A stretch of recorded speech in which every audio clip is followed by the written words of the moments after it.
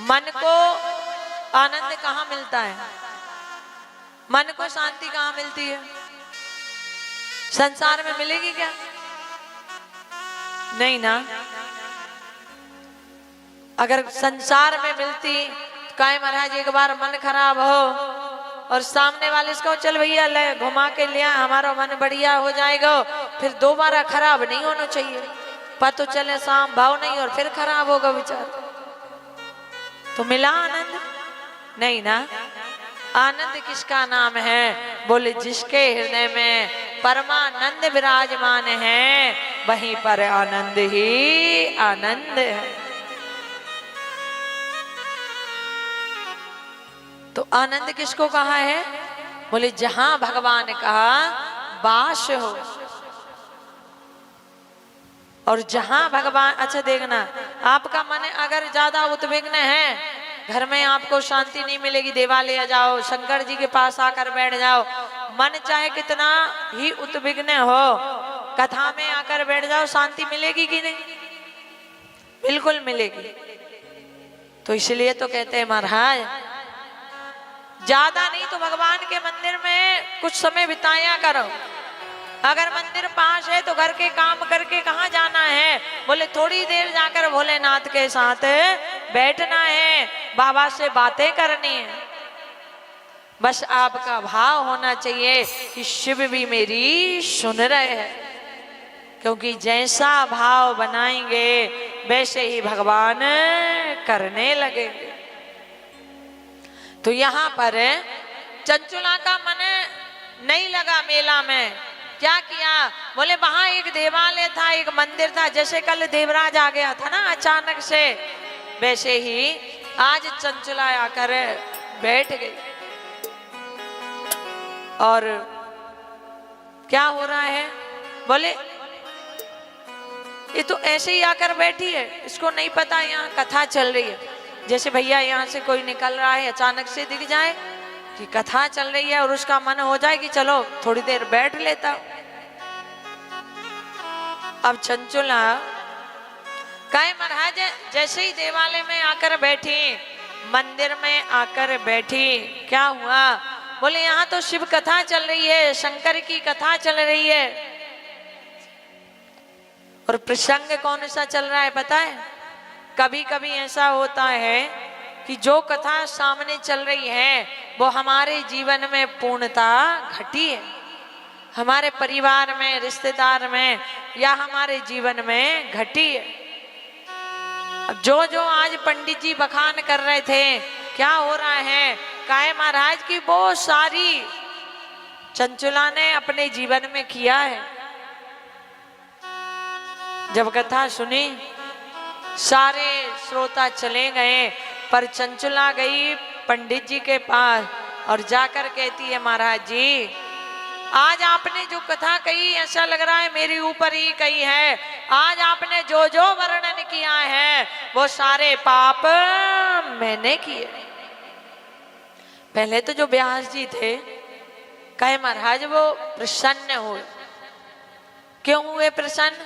आपको लग रहा होगा पाप की इसलिए, नहीं, प्रसन्न इसलिए हुए कम से कम चंचुला ने अपने पापों को स्वीकारा तो कि मैंने पाप किए। दुनिया में क्या हो रहा है पता है? लोग कर लेंगे पर स्वीकार नहीं करें। करते क्या सहजता स्वीकार? बताइए मुझको। नहीं करते ना। पर आज देवी चंचला स्वीकार कर रही है, कह रही गुरुदेव आपने जो जो आज पापों का वर्णन किया है वो सारे पाप मैंने किए हैं। इसलिए हे गुरुदेव मैं आपसे प्रार्थना करती हूं, मैं नरक में नहीं जाना चाहती। देखो ये कर्मों की कथा है, बड़े ध्यान से समझना। अच्छा ये बताइए, आपने महाभारत की कथा सुनी हो या भागवत की कथा सुनी हो? कल में मैंने छोटा सा प्रसंग राजा धृतराष्ट्र का निकाला था। कौन कौन ये जानता है कि महाराज धृतराष्ट्र जन्मजात अंधे पैदा क्यों हुए? सबको पता है ना कि महाराज अंधे थे, पर कारण क्या था कि वो अंधे पैदा हुए। और दूसरा, धृतराष्ट्र के 100 पुत्र थे। कितने थे कौरव? 100 थे। पर काहे महाराज कुरुक्षेत्र की भूमि पर 100 के 100 इकट्ठे क्यों मारे गए? पता है किसी को? अब ध्यान से समझ लियो। राजा धृतराष्ट्र अगले जन्म में एक बड़े राज्य के राजा थे। काहे महाराज बड़े धर्मात्मा थे। इनके नगर में एक ब्राह्मण परिवार रहता था। एक समय नगर में कुछ संत आए और संतों ने कहा महाराज हमें ब्राह्मण का घर दिखा दो ताकि हम भोजन कर सके। अब नगर वालों ने ब्राह्मण के घर भेज दिया। जैसे ही ये गए, सेवा करी, खूब सेवा करी, क्योंकि भैया अगर मौका मिल जा तो उसको छोड़ना नहीं है। क्योंकि शिव महापुराण कह रही है अगर जीवन में जल्दी तरक्की करना है, जल्दी आगे बढ़ना है, तो बाबा भोलेनाथ से प्रार्थना करना, हे देवादि देव महादेव मेरे जीवन में वो योग बनाइए ताकि मैं सेवा कर सकूं। सेवा से ही हमारे कर्म के लेख खुलते। काहे महाराज अब यहाँ पर संत जब ब्राह्मण के घर गए, भोजन किया, खूब सेवा करें, रात्रि में जब शांत में बैठे तो ब्राह्मण देवता ने कहा महाराज मेरी भी ऐसी इच्छा हो रही है कि मैं भी तीर्थ यात्रा पर जाऊं, मैं भी भगवान के धाम जाऊं। और ये बात सत्य है, अगर जीवन मिला है तो भैया तीर्थ यात्राएं भी कर ले, उलझ के मत रह जाइयो।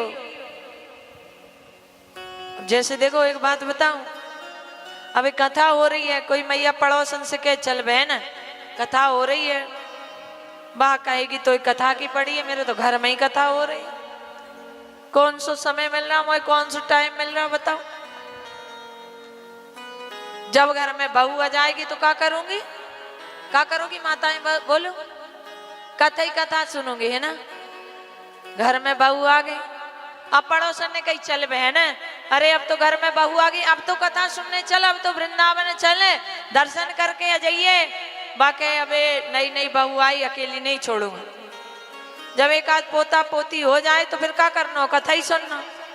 हाँ हो गए पोता पोती, कही चल बहन अब तो चल कथा में, अरे अभी जो छोटे छोटे इन्हें कौन संभाले, जरा बड़े हो जान दे, बड़े हो गए तो क्या करना है, कथा ही कथा सुनना है, दूसरों काम करना ही नहीं है। बड़े भी हो गए, बड़े होने के बाद ब्याह भी होगा, अब पड़ोसन के चल बहन अब कथा में चले, अब बके न तो कमर में बैठत बने, न घुटने में बैठत बने, न कान में सुनाई दे, अब सुन लो का कथा सुनो। बताओ बात सही है कि जब ना तो कमर में बैठत बनेगो, ना घुटने में बैठते बनेगो, ना कान में सुनाई देगो, कथा सुनेगे। इसलिए भैया ये जो जीवन दिया है इसमें कथा भी सुननी है और घर के काम भी करना, बहाना नहीं बनाना। क्योंकि अगर एक बार निकल गया तो मौका मिलने वाला नहीं है। अगर ध्रुव जी कहते मैं 60 साल के बाद में भक्ति करूं तो नारायण की गोद 5 साल में मिलती, सुनी ना कथा भागवत की। अगर प्रहलाद जी कहते कि मैं तो बुढ़ापे में भजन करूंगा तो क्या नरसिंह भगवान की गोद में बचपन में बैठते? नहीं ना। इसलिए मेरा निवेदन है, जो ये मानो ना मन में बिठा कर बैठे हो कि बाद में क्या करें, कथा ही कथा सुने तो सुन लियो, जब तक रहेगी जिंदगी फुर्सत ना होगी काम